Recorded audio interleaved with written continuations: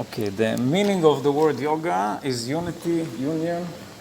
It's always good to remember that. It can give us the right direction. For example, being competitive is not really leading to union, but more to separation. So we need to set the right intentions. When we come to the practice, it's not only the physical aspect of the practice, but also the intention. If our intention is to be better than others, so yoga will be less effective. If our intention is to be one with others, then this is the real yoga. Now, yoga is very ancient. Archaeology suggests that it's 4,000, 5,000 years old. So there were many centuries of yoga before Patanjali came. Patanjali is coming to the stage of yoga, and he writes a very important yoga book, yoga scripture called the Sutras, the Yoga Sutras of Patanjali. I would say the most quoted yoga book among yoga masters and yoga teachers, and the most well-known quotes are those that I was teaching in the first class, also written in the page, and the text that I send the PDF online.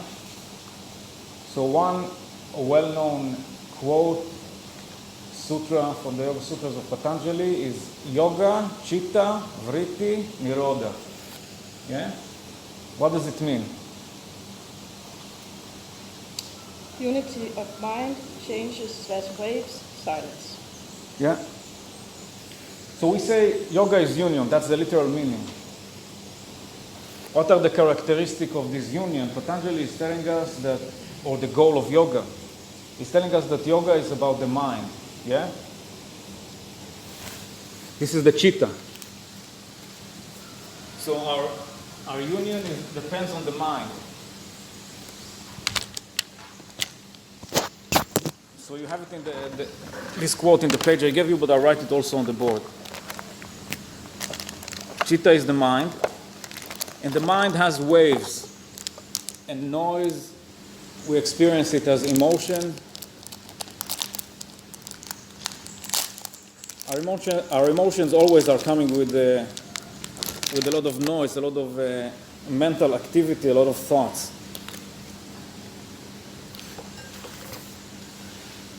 So actually these thoughts are the opposite of yoga. They are natural phenomena, but they prevent the union.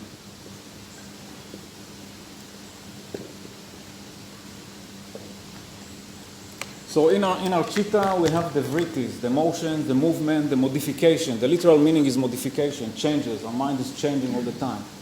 The yoga, in a way, is reaching some stability that is not changing.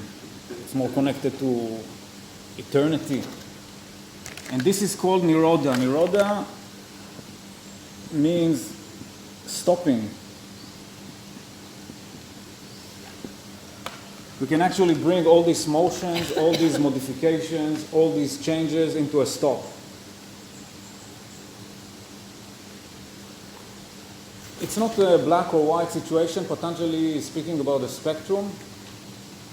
There is a spectrum of noise, let's call it, or spectrum of silence. There are 5 stages. Usually we're in the first one, which is very, very active. And gradually we can reach deeper and deeper levels of silence until we reach the ultimate Nirodha, sometimes called also Samadhi. Samadhi is definitely the stillness of the mind.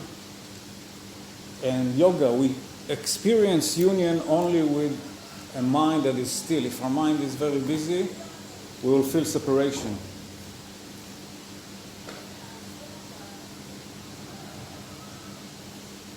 So this union is stillness of the mind, leading also to peace between ourselves and between nations. What is causing war is the mind is super busy with all sorts of mental suffering and delusions.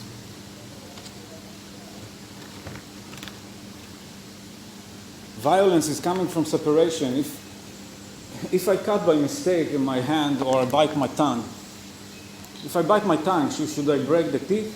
Because it's the fault of the teeth. But the teeth is also my body. So, or cutting my hand by mistake, should I cut just to make it balanced, cut the other hand, take revenge? If the other human being or the other nation is my own body, so I will behave differently. Even if it's cutting me by mistake. If I'm quoting the monk, it's like a blind person goes and hits someone, maybe with a stick that is trying to help himself. Yeah, connecting the stillness of the mind, the unity and peace in the world. Very relevant. Okay, another quote, a very famous quote, is about the asanas. That's basically the only teaching of Patanjali about the asanas. And it's very condensed. There is no names of asanas. All the encyclopedia of asanas that exists today was not written. It was oral transmission over the centuries. Patanjali only is telling us about two characteristics of the asanas. Again, it's in the PDF I send you also the page. I'll write it down. The two characteristics of the asanas is sthira and sukha.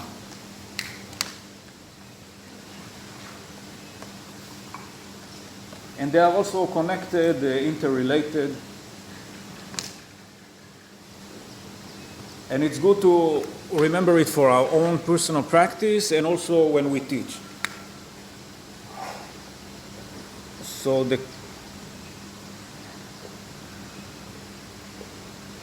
quote is sthirham, sukham, sometimes they end it with M, and asanam. Asana or asanam, Sanskrit. So sthira and sukha, these are the characteristics of the asana, the most important one that we need to bear in mind. Stability, sthira, sukham. Yeah. Stability. We need to find stability in the asana. Even sitting meditation, if you look carefully, I read a whole book about just the sitting posture in meditation. When you sit in Padmasana, basically your body has the greatest stability. You have a full triangle, almost a full triangle, that is contacting the mat. And there are obviously asanas that demand even more stability. You want to do the camel, but you're in a rush, you want to enter immediately, you may lose your balance, maybe you stretch your shoulder beyond the range of motion that is acceptable by your body. So yeah, maybe instead of the feet flat on the mat, doing things gradually is helping us with stability. We can tuck our toes, we can maybe enter only half, and then return, do maybe the other half. Then slowly and gradually we enter the asana, so we are more stable. So yes, slowly and gradually are the key factors in the sthira, stability, also in the sukham. Sukha is the comfort, to find comfort in the asana. Though it's challenging, it's definitely a physical practice, it's challenging. So we need to find the point, we need to distinguish between pain and the natural challenges or the discomfort of the asana. So I like to give this example, as you've seen already in my class, Paschimottanasana. If you wanna, again, you're in a rush, you want results and fast and super goal-oriented, the opposite of yoga. So you want to enter 100%. You will not feel comfortable if you try to do 100% of your ability immediately. But gradually, you do 70%. Then after some time, on the exhale, you bend a bit more forward. And then again, exhale a bit more. That's the way of nature. Our body cannot reach its full potential immediately. This is why there is a warm-up even in ordinary sports, warm up and stretches after. We need to listen to nature, not to our thinking mind wants results immediately. So it goes against nature.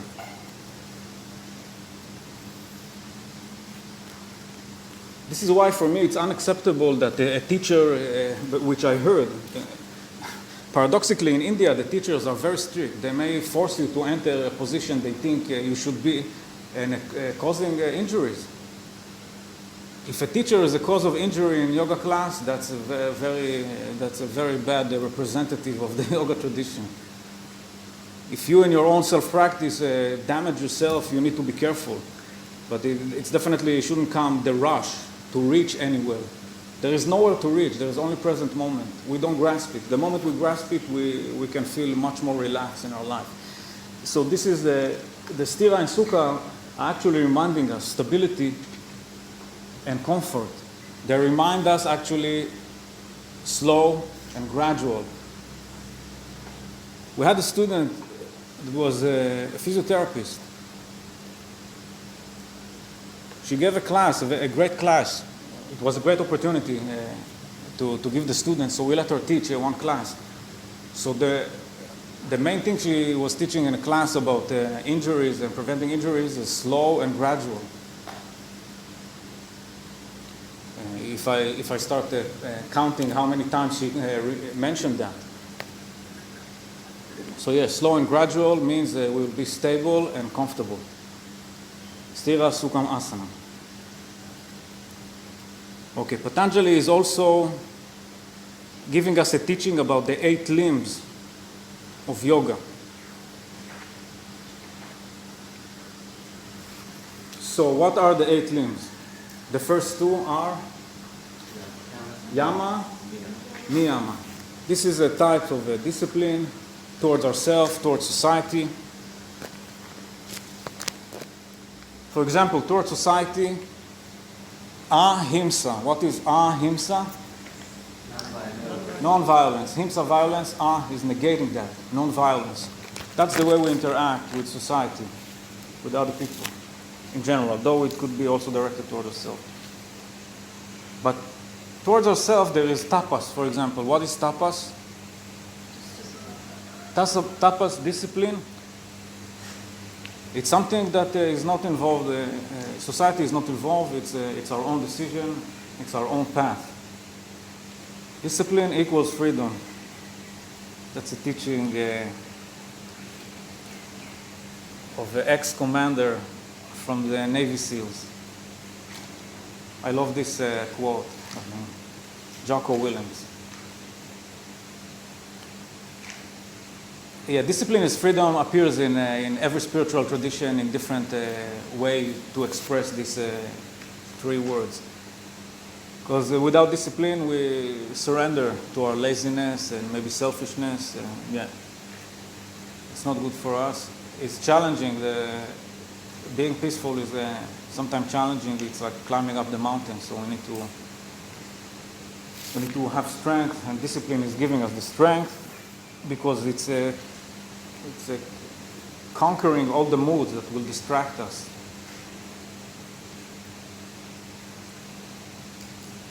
Okay, after Yama and Niyama we have Asana. Asana is the most well-known aspect of yoga. Most people know only asanas in general.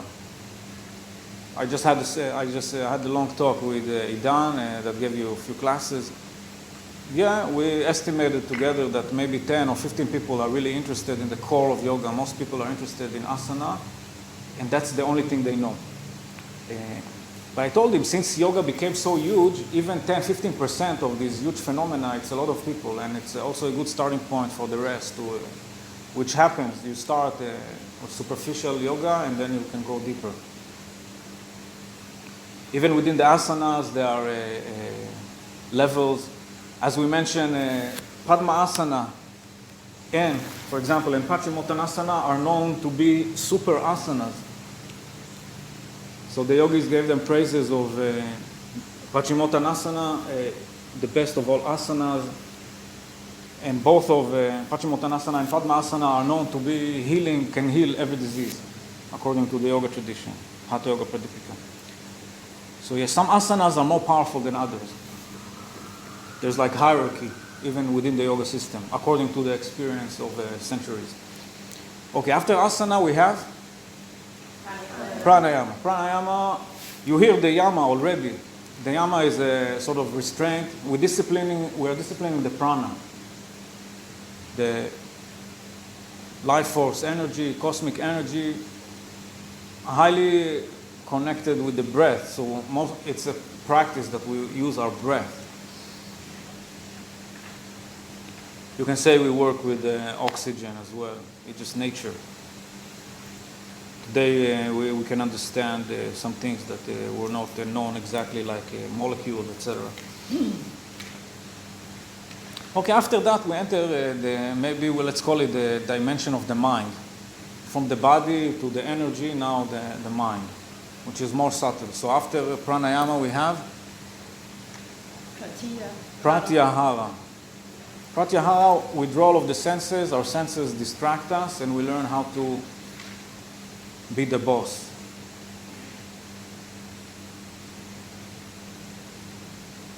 So, for example, I decide to meditate. That's where also discipline enters. Discipline and pratyahara are connected. I decide to meditate, suddenly my mother is making a cake. And I feel like Donald Duck, the smell of the cake. Ooh, I want to throw the meditation to the garbage and just go to eat the cake. The smell is torturing me. So this is the senses.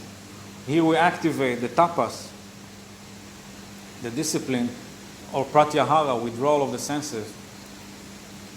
Or I drive my bike and suddenly it's interesting, the monks are walking, the Thai people give them food and it's a small ceremony. I'm just looking around, then suddenly a dog, daydreaming, playing. So when I drive, the driving, for example, is a natural pratyahara. You know that it's very important that you be super focused and not distracted by your senses with whatever is happening, especially on a bike where you are completely exposed. Pratyahara. Then dharana. Dharana is even going deeper. This is what we do in the morning, is dharana.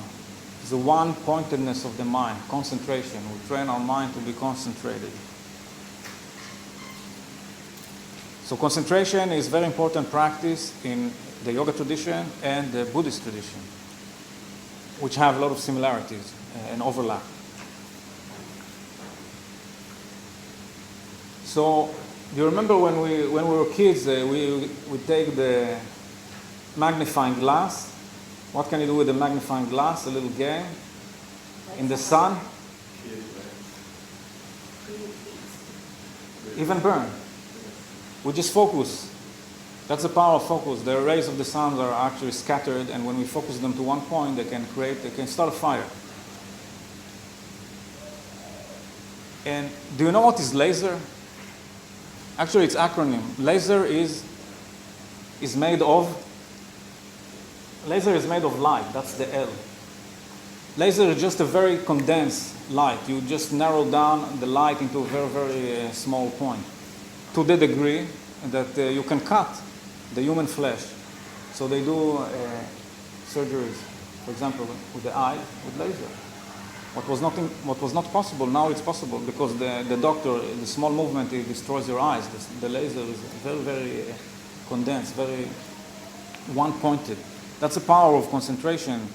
The yogis and the Buddhist masters, they realize that if we can train our mind to be focused, it becomes like a laser, or like the magnifying glass.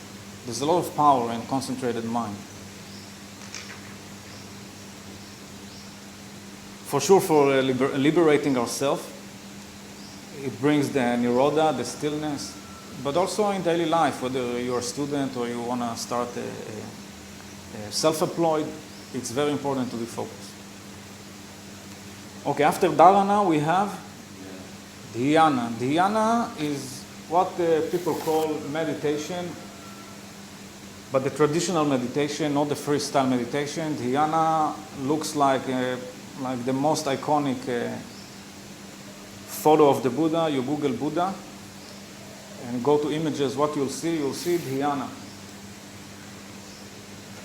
So the traditional way of dhyana is sitting upright. Usually it's a Padmasana, but can be sometimes a half Padmasana or what's called the Burmese. Different ways of sitting. In general, usually doing a mudra with the hands. So same thing in the yoga tradition and the Buddhist tradition. Dhyana, it has a form. Can be also walking. You did dhyana while walking. That's a part also of the Buddhist tradition here in Thailand and Southeast Asia. So it's basically success with the previous stages, right? You can say that they progress, yeah. The more you can withdraw with your senses, you will have concentration, and concentration will lead you, when you sit, into dhyana, into a more meditative state of mind, and eventually into the last limb, which is samadhi. Samadhi is the ultimate stillness of the mind. Obviously, it's beyond the ordinary experience, beyond words. We need to experience it directly. This is why also the quotes like Yoga Chitta Vritti Nirodha, sometimes if we don't experience it, it's a little bit obscure and can be confusing. I tell you why also, because we are used to thinking all the time and relating to the world with the thought, and we estimate the thought a lot because the science was solving so many things and created so many beneficial things. But I believe that the biggest breakthroughs in science are done through silence. When a scientist can go into a deep silence, he can really create a breakthrough. Instead of investigating the million details of the universe, it can come like Einstein. Einstein, when you read what he was talking about, he was definitely meditating naturally. He was like a kind of, not officially a yogi or a religious person, but he is definitely speaking about the meditative state of mind, and no wonder that he came up with a massive breakthrough of the E equals mc squared. It's not like discovering one detail that a scientist gets a Nobel Prize for another detail out of a million details. But he could zoom out and see the connection between so many other, all the million details, how they are connected into a one law.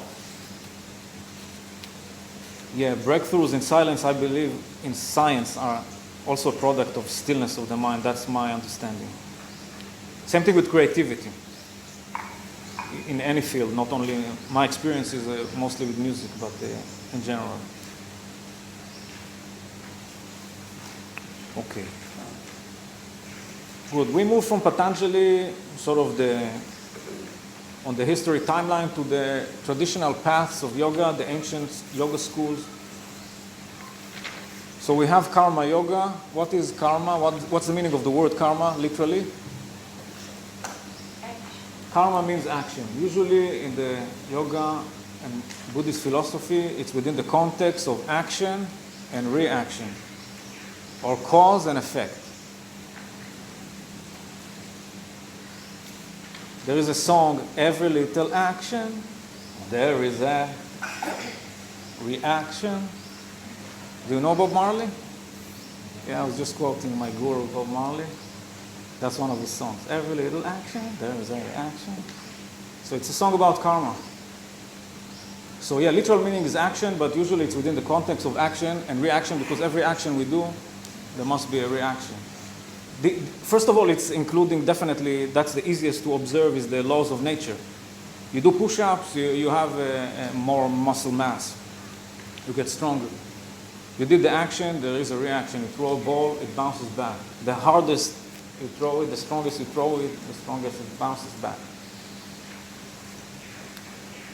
And the path of yoga, of karma yoga, what does it mean?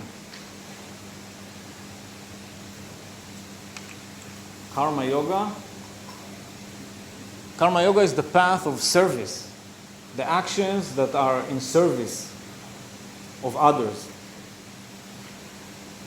This is the path of karma yoga. We do actions in service of others.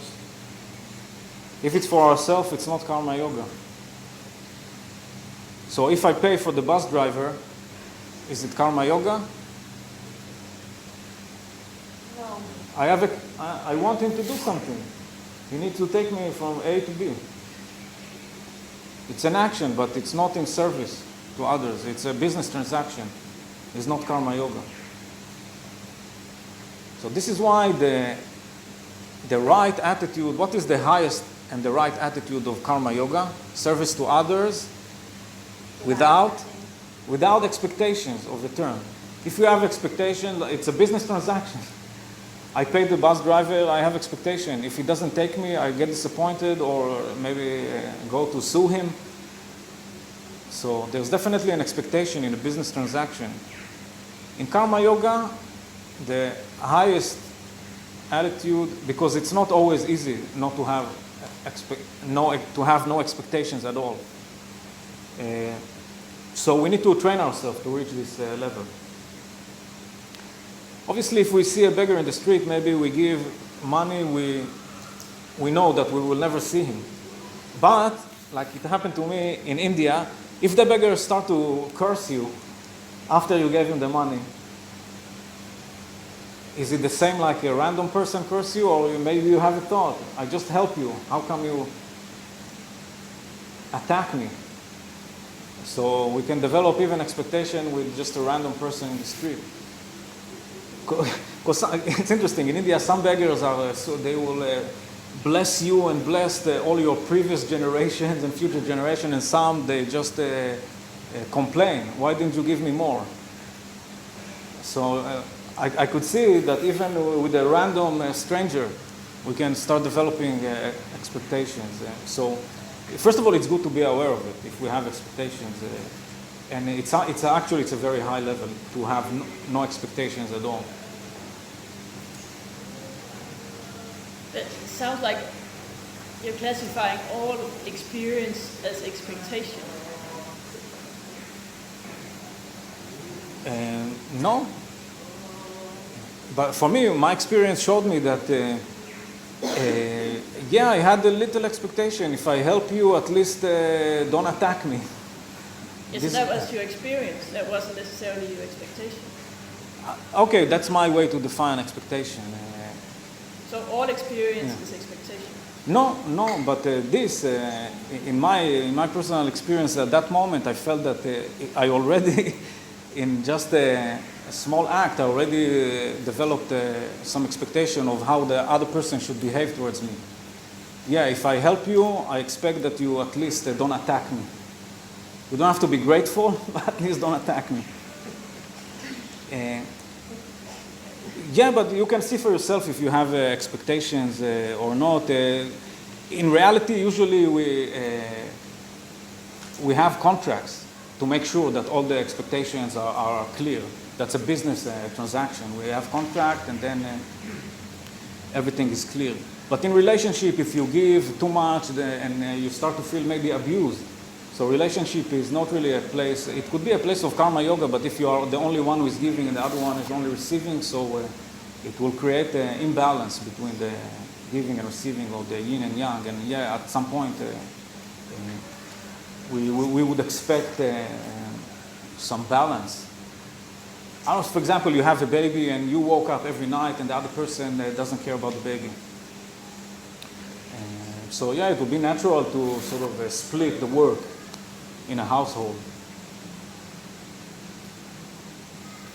And it's also good to reach the relationship is maybe not the perfect playground for karma yoga. Karma yoga is usually with the people who are in deep need, and then we can really have no expectations. Okay, that's one ancient path of yoga. The other one we did kirtans. So bhakti yoga. Bhakti yoga is the path of devotion, the path of love. It could be devotion to God. Many times also to,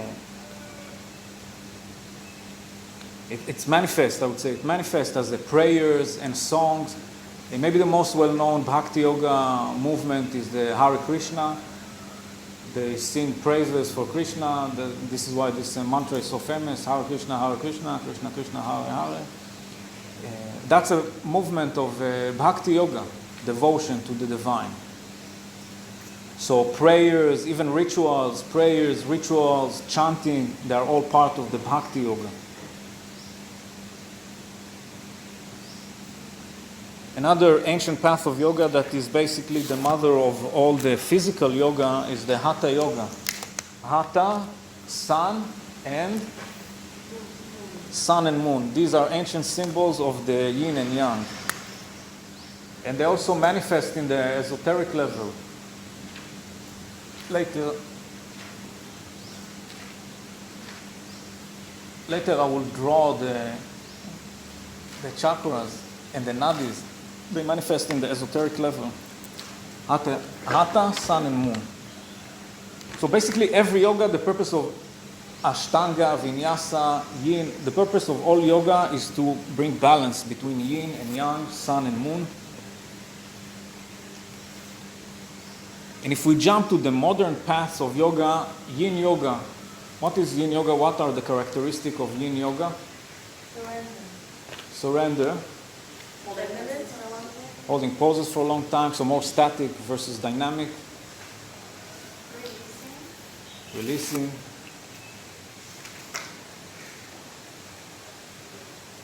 So, I guess it's a reaction to the very fast and dynamic nature of the world. But we just need to remember that yoga is a yin-yang yoga, always. We may choose to do yin yoga because we are too much yang, overactive, so to calm down. Maybe it was a very hot day, we will practice a lot. So yeah, it's good to activate the relaxing element of our being with the yin yoga. But also to remember that we need the energizing. So if you want to add yin elements to your class or to your practice, you can do meditation, pranayama, maybe staying longer in the pose. It's more yin than changing poses all the time. Like 5 minutes Paschimottanasana is more yin than just doing the flow. So it can be also relative. You can do yoga nidra. What is yoga nidra? You did a lot about the sleep. Yoga nidra is what's happening in yoga nidra. If you guide yoga nidra, what will you do? Guide? Yeah, you guide someone into relaxation. Usually it's done shavasana. So yeah, if we want to add yin element to our practice, we can do yoga nidra, either practice it or teach it. Deep relaxation, it's considered a yogic sleep as well. If we want to add yang element, what is Surya Namaskar? Surya Namaskar. Sun salutation. Yeah, it's good to know this famous yoga practice. Surya is the sun. Surya. I can write it down. Surya. Surya. And Namaskar is like Namaste. But with more, I would say, respectful. In India, you will say Namaste to everyone, but to your parents, you will say Namaskar. It's hello, but with more respect, Namaskar. Or to your guru. So Surya is the sun, Namaskar is like paying respect, salutation. So you want to add some yang elements, some dynamism, some fire, some sun to your class, you do Surya Namaskar, or to your practice. But even with Surya Namaskar, if you do it very, very slow, super slow, it's calming, deep breath. If you do it faster, it's becoming more fiery. So the speed in which we do a sequence matters as well. Usually active people will find it very difficult to do things slowly, but it's the best thing for them.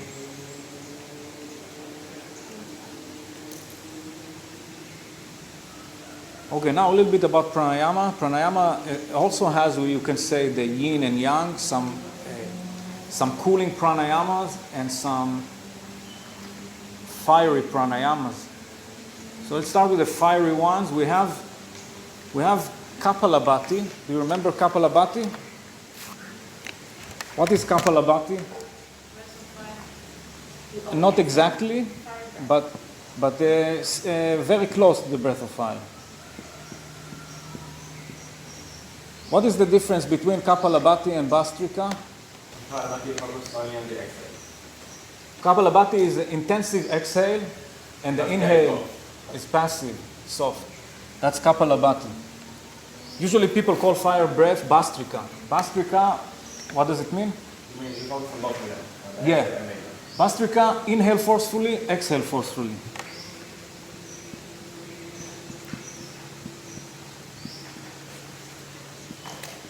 Quick question. Yeah, maybe we will wait to the end for the questions. I just want to know if you're going to cover it. The what? Cover what? Are we going to cover the other paths of yoga? We just did those two. Yeah, I didn't mention there is Jnana Yoga, which is knowledge, studying the theory. What we do now is Jnana Yoga. Yeah, there's Raja Yoga about the meditation. It's more the path of meditation. Some yogis, they do only meditation. They don't do asanas or even pranayama. It manifested more in Buddhism, especially in the Zen tradition, but not only. It's a path with mostly meditation. So we only need to know the two that you mentioned, this karma and bhakti. In general, yeah, I focus more on them, but yeah, it's good to know also, yeah. Raja and Jnana. So Kapalabhati, even the sound will be different. If we just forceful exhale, like Kapalabhati, versus both of them are forceful. This is Bastrika or Wim Hof. Wim Hof basically popularized Bastrika. That's what Wim Hof method is Bastrika, and though just a little twist that is done through the mouth, so traditionally we do pranayama through the nose, almost in every case. And Wim Hof adds also another element into the Bastrika, which is known to yogis as Kumbhaka. What is Kumbhaka? Breath retention. Kumbhaka is when we stop breathing. It's highly praised by yogis, this practice. Kumbhaka. Technically, it's very difficult to think when you stop breathing and you can extend the Kumbhaka, the retention.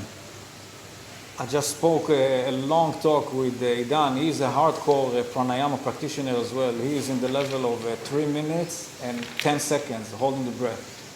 So yeah, if you train a lot, you can reach it. Especially if you do a lot of Bastrika, then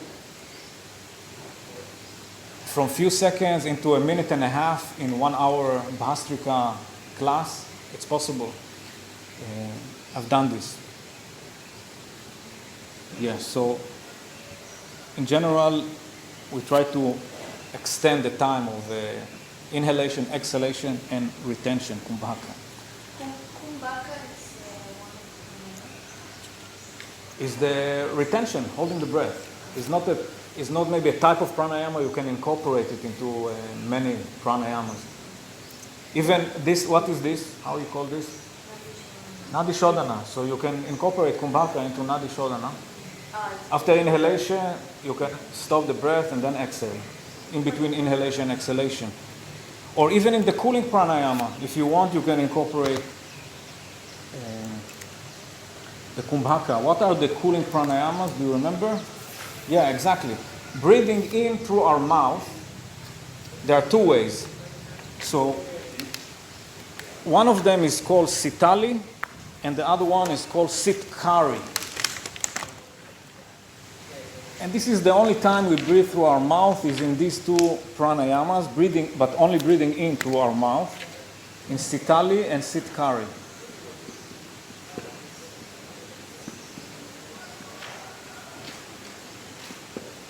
So Sitali is breathing in through the teeth, making a sound even, and then out through the nose.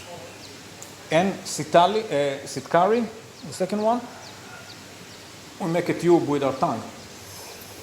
Same thing, breathing in through the mouth, breathing out through the nostrils. So some people cannot make the tube with the tongue. It's a well-known phenomena. So therefore, they can do through the teeth, sitali. And yeah, our mouth has saliva. It's cooling the air on the physical level, but the yogis realize that it's also cooling on the mental level. But definitely in the end of very intensive class, you can incorporate maybe sitali, sitkari, or in a very hot day. That's basically what the dogs know naturally when they want to cool themselves. Breathing through the mouth. But traditionally, the nose is even physiologically, the nose is the organ for breathing. This is why in most pranayamas and meditation you breathe through the nose. But for cooling purpose, we can breathe in through the mouth and out through the nose. There is a pranayama, a unique pranayama that you can incorporate into every asana.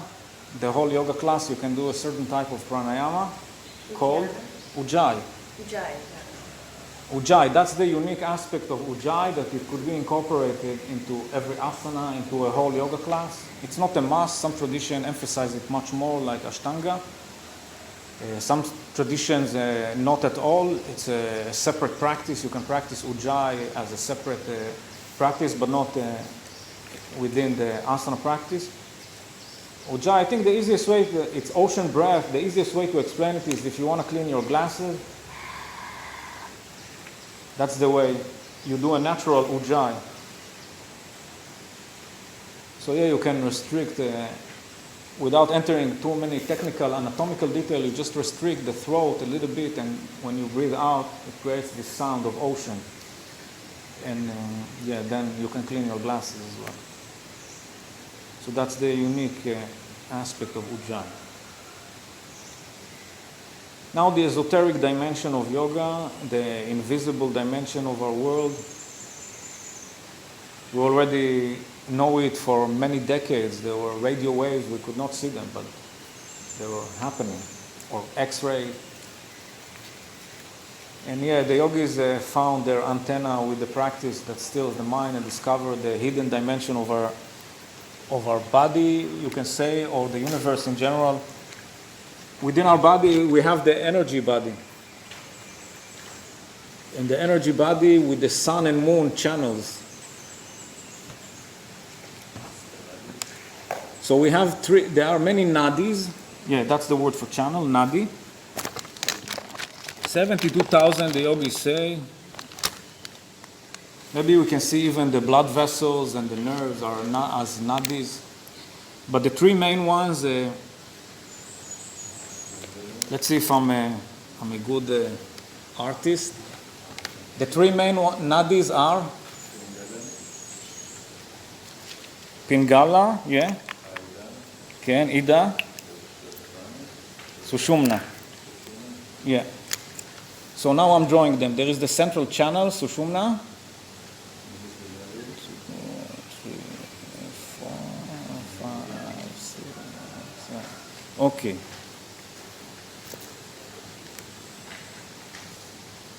It's very interesting that it looks like the symbol of medicine, which is actually taken from the Greek mythology. Asclepius' rod. There was one story in the Greek mythology. So yeah, Sushumna is the central. We have Sushumna and then Ida and Pingala. So sun and moon, and beyond sun and moon, beyond yin and yang, we have the Sushumna.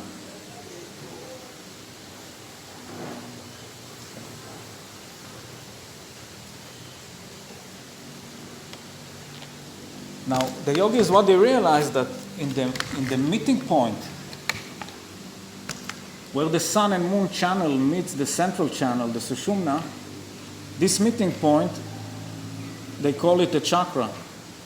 Yeah, the energy center is actually the meeting point between the energy, the right and the left sun and moon channels, and the central channel. So chakra, the energy center, literal meaning of chakra is wheel.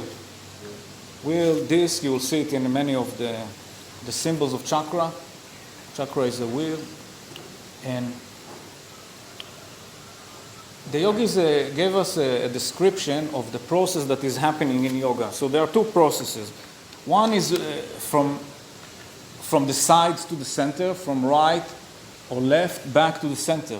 We basically, in the practice of yoga, we bring the flow into the central channel. It's sort of coming from the sides.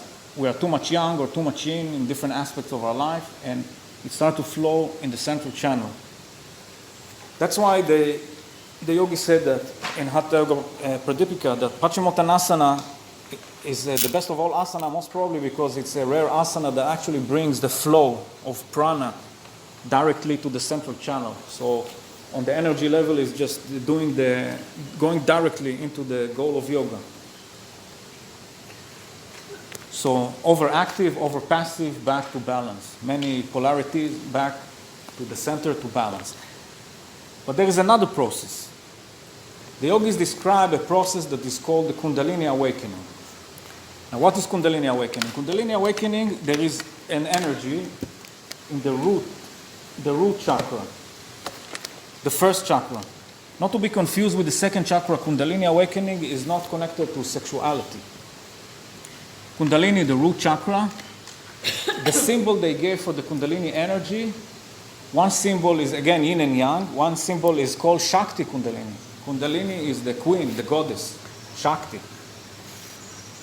And the Kundalini is rising to meet the Shiva at the crown. Another symbol is a snake coiled around itself, sleeping. It's our sleeping, dormant potential. So the yogis said that basically we have a very powerful power station, can create a lot of electricity. And there is a city in the dark. And why the city in the dark with all this electricity and power? The city is in the dark because the cable is cut. So the Kundalini is the power, the energy, but the city in the dark, the Sahasrara, we don't experience the ultimate stillness and unity because there is no connection. Somehow this river, if we visualize it as a river, there are some stones. They block the flow of the water. So basically the purpose of yoga, the asanas, pranayama, mudra, bandhas, kriyas, all the practices of yoga, all this big and massive universe, is basically to awaken the Kundalini that is sleeping and to open the blockages along its path, along the chakras, so it can rise to all the way to Sahasrara. So it's a kind of internal alchemy, or like internal marriage between our yin and yang. Shakti is rising to meet Shiva, and this is the cosmic marriage. Or as they say in Toy Story, to and beyond. Yeah, to infinity and beyond. That's exactly the yogic description. They were also yogis in Walt Disney that came up with Toy Story. Because basically the chakras have elements that are related to them, and it's from the more gross to the subtle, from earth to water. Fire is already in between, air, ether, and beyond element. So the chakras, they have also mantra related to them, bija mantra, the vibration of the element. And the most famous mantra is Om. Om is the bija mantra of beyond elements. It's already Ajna and Sahasrara. It's not related to any element. The yogis tell us that we can experience samadhi is beyond the elements that we are familiar with. It's something to be experienced. It's definitely beyond the body.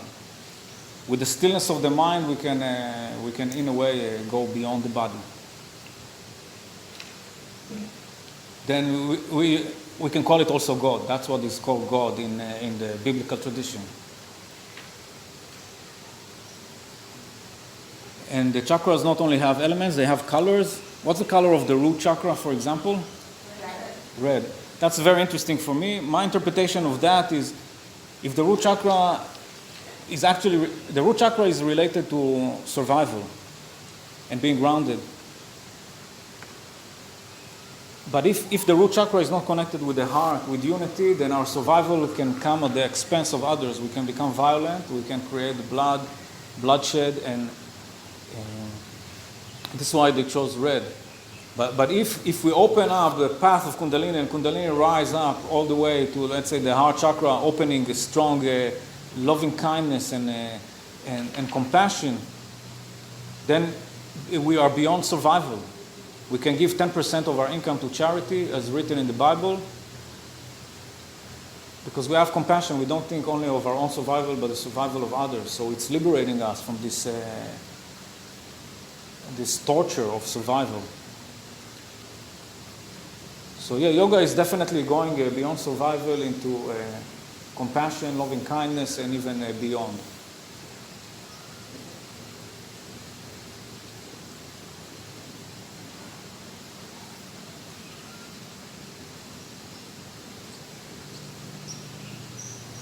And the yogis develop this practice, this not so impressive practice actually, but very powerful, called bandhas.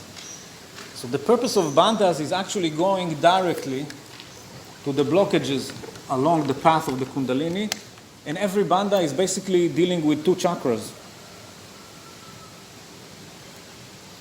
So the first bandha, Mula Bandha, it's easier maybe to remember its name because it's actually connected to the first chakra name, Muladhara. We actually do Mula Bandha is opening the path, the blockages in Mula and Swadhisthana. Then we have Uddiyana.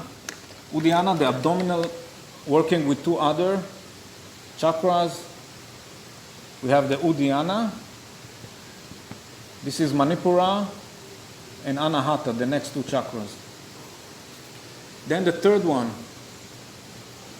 the neck, Ja, La, and Dhara.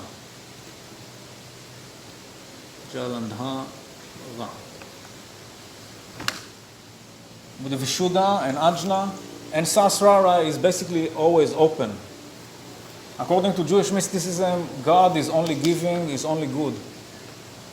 The darkness we experience is the blockages we have between us and the light. We cannot blame the sun if we have curtains. If we close the curtains, it's not the fault of the sun. The sun is always shining, even in the night actually. Earth is hiding the sun. So we can call God or Sahasrara as the eternal sun, and we have some curtains.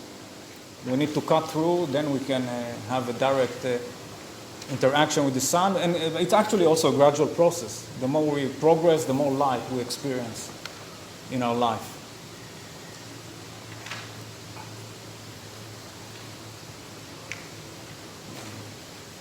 Yeah, so that's a little bit about the esoteric aspect of yoga. Though bandhas are also a physical thing. We do an action with our muscles, so it's also working definitely on the physical body, like massaging the internal organs with Uddiyana Bandha, or especially for older people where they lose control, they can maybe pee in bed or this, or the pelvic floor muscles, and thyroid gland is super important for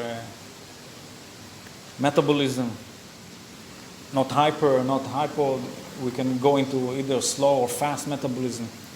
So they definitely have physical element, but they work on the subtle body. Yeah. So this is the official end of the class. If you're going to teach soon or you want to leave the class, I mean, it ends. But if you have questions, then I'm here to answer. Do we need to know the Sanskrit names for each of the chakras, or just, like, what do we need to understand? Okay. What they are, or? What I wrote is to learn by heart the names, but actually it's not exactly by heart, because you don't write anything. Everything is online. So you'll bring your phones or whatever device you want, a laptop, and you just have 4 answers. So it's a multiple choice. So we can ask a question like, what is not a chakra? Yeah, Sahasrara, Ajna, Vishuddha, Yaron. Well, So you don't need to write down all the. discuss that. Yeah. Yeah. So you don't need to write down the name of the chakras, but you need to recognize their name. Same thing with the yamas or niyamas or the 8 limbs. Do we need to know Yeah. the difference between the namas and the yamas? Like, would you say, is Satya a yama or a niyama? Maybe it can be a question like this. Okay. Yeah, I have to admit that I don't remember all the questions. It's already automated. It's online, Boaz is the computer guy. There is Excel sheet in the end. He's calculating. He doesn't really check every answer. There is a formula that calculates, and but it could be some, this How type can of we question fail? can come. Sorry? How can we fail? Well, I think about failure. No, I tell you why. Because no student ever failed in our exam. Maybe if someone doesn't understand English, like his English is super bad, maybe you'll have the challenges. The more we can understand that. But no one ever failed in our exam. How many points do we need to pass? Oh, you are going in directions I don't want to go. Well, because it's okay. It's at least you start with this way of speaking. 60%, but it's okay. Everyone is passing it.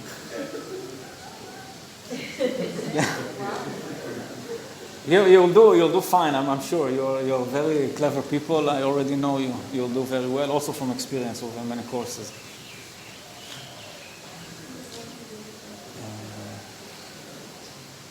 I have a Yeah. question about like the 5 stage. Is it like when you start your meditation, you like the first stage, and then you reach Oh. higher and higher and higher? Of the Nirodha, Yoga, Chitta, Vritti, Nirodha, the silence you mean within us? The samadhi is the last one. Samadhi is within the terminology of the 8 limbs. It's a part of the 8 limbs. Yeah. But when Patanjali is speaking about Yoga, Chitta, Vritti, Nirodha to bring the mind changes into stillness, it's not that it's either 0 or 100%. Either we have noise or 100% noise or 100% silence. There is a spectrum. And he divided this spectrum to 5 stages. In Buddhism, they divided to 9 subcategories. So, but it doesn't happen like a switching off immediately from 100 noise to 0. And also from experience, it's some days you'll have more silence. Some other days your meditation will be more noisy. It doesn't mean it's less good. It just means there are different causes and effects that we are not familiar with them and they come into play. Maybe something triggered a certain memory. We don't need to analyze why today is more noisy. Maybe we will know, but we don't have to know. But it's definitely natural to have days that are more noisy and days that are more silent. But the long term, if you practice regularly, you'll see consistently your long term, your average noise in the mind will decrease and decrease and decrease. Even if in the short term there is a blip of noise, over the long run, that's what is known. Actually, even by science, because science can see the physical manifestation of meditation. One example is the brain waves. So people who meditate longer than others or very long periods, they start to show a different brainwave patterns. They enter alpha waves faster, and they don't leave the alpha waves as quick as those that are less experienced. And now when we can measure even more subtle waves, they have even the gamma waves, which are not existing for beginners. So even our brain waves are actually changing the more we practice. So this is how science can detect what is happening. Our internal experience has also physical manifestation, detectable. Yeah. I mean, first, for me, it was like first, I went out out of my body, like my mind. I don't know